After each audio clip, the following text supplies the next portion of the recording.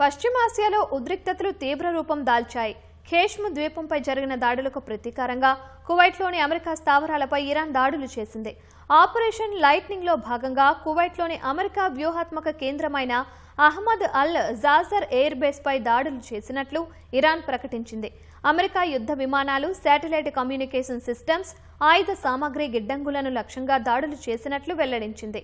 America అధునాతన రక్షణ వ్యవస్థలు కూడా తమ డ్రోన్లను, క్షిపణులను అడ్డుకోలేకపోతున్నాయని టెహ్రాన్ పేర్కొంది. తమ దాడుల వల్ల జరిగిన భారీ ప్రాణ, ఆస్తి నష్టాన్ని ప్రపంచానికి తెలియకుండా దాచిపెట్టేందుకు అమెరికా కఠిన వైఖరి అవలంబిస్తోందని వెల్లడించింది.